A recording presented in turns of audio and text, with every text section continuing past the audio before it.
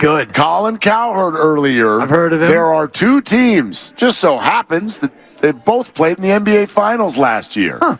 Two teams that are both facing a major problem.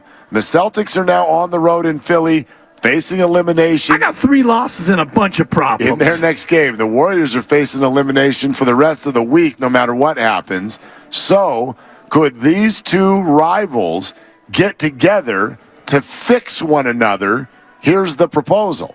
Win or lose, I think the Celtics have to make a move. And I'll throw this out to you. Jaylen Brown and Jason Tatum doesn't necessarily work because Brown's got more alpha, but Tatum's the better player. But if you brought Jordan Poole and Wiggins in from the Warriors, Tatum would be clearly the best player. He would have a wing defensive specialist. Wiggins would take some of the defensive pressure off. Poole's not nearly the defender Jaylen Brown is, but he's got a lot of alpha. He's clearly not as good as Tatum. You wouldn't have that issue about, is it a Tatum team or a Brown team? It would be a Tatum team with more defensive help and some offense, Wiggins on the wing. Now, you'd be losing Jaylen Brown to the Warriors. The Warriors get Jaylen Brown and Malcolm Brogdon off the bench, so you get great bench scoring, potentially, and you get a much better defensive player next to Steph, so you wouldn't have to rely on Gary Payton as much, because Steph, there are some limitations, what he can do defensively, and also Jaylen Brown, very smart, played at Cal, he's the kind of player the Warriors love. Highly functional, plays his butt off, absolutely commits on the defensive end, but he would know it's Steph's team. Jaylen Brown is perfect for the Warriors, and then get Brogdon off the bench. Okay, what do you think? It's a blockbuster, Mark. Jordan Poole and Andrew Wiggins for Malcolm Brogdon and Jaylen Brown. Done. Yeah, says who? Says me, Danny Bob Myers, or Bob Dibley, Danny Myers, whoever you want to call me, I'm in. Jordan Poole is... And he's a good young player, and I think that he can be a bright young star for another team, but I don't think he fits with this team. Andrew Wiggins, I mean, he is, most of the time, he's a good, solid 6 of 13. Andrew Wiggins is Andrew Wiggins. I love Andrew Wiggins. I love Andrew Wiggins. I'm in deep like with Andrew Wiggins. If you get to a spot where you're going to have to make a change, you're getting Jaylen Brown. Well, okay, that dude is incendiary. And Malcolm Brogdon. Let's start with the Celtics would say no. Let's start with that. No, let's not. Let's end with that. No, but let's start with the dream aspect of it. But I get rid of Jordan and Wiggins. But could you sweeten the pot? What if I threw Kuminga in too? Which one? Jonathan Kuminga?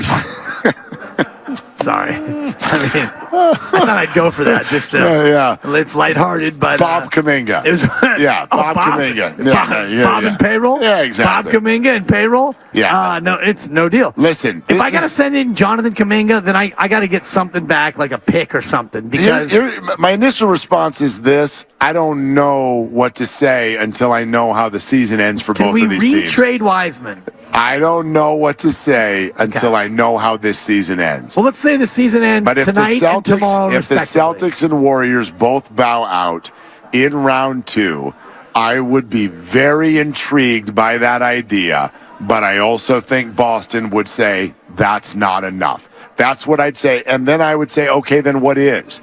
Because to me, of those 4 players, and on different levels, I like them all, the crown prince of that deal is Jaylen Brown. No doubt. And the idea, Colin, what he said that was most right out of that entire rant, what he said that was most right is that Jaylen Brown is perfect for the Warriors. It's not just the Cal roots. It's the way he plays. It's exactly what this older core would need as far as an addition. He attacks the basket, Mark. Yes, and he would be sort of that youthful energy boost, hard worker that I think Steph, Draymond, and Clay would look at this guy and be like, bro, come on, let me give you a hug.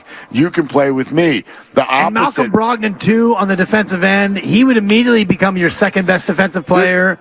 The kind of guy who you could say, you go get him, and Draymond wouldn't have to guard the best player all the time anymore. I don't know how fractured this idea of Tatum and Brown actually is. Oh, it's broken. I don't know. I don't know if the Celtics are actually motivated to move away from that pairing. But my God, here's how I'll say it. if there's if you said all players in the NBA, I mean, outside of the ridiculous Giannis and whatnot, Embiid, anyone who's on the potential list of becoming acquirable in the offseason, to me, that's target A. If Jaylen Brown's available, yes, I am in. That guy is absolutely perfect, and he's all the things that Jordan Poole and Andrew Wiggins are not, that probably annoy Steph, Clay, and Dre. Let's put it that way. Well, because Jaylen Brown is a cold piece. Jaylen Brown would come in and snatch the pie off your windowsill if the sweet tooth was acting up. He is the kind of guy who would go into the teeth of a defense and get a bucket. He would go in and stick his nose in on defense and get a stop. He is a ferocious competitor at the highest level. And think about last year in the NBA Finals. He was largely unguardable. Jason Tatum had a couple of up and down games, but Jaylen Brown, he was the man. And you add in Malcolm Brogdon, who's got, wait for it, championship pedigree, having played for the Milwaukee Bucks. He's got that pedigree.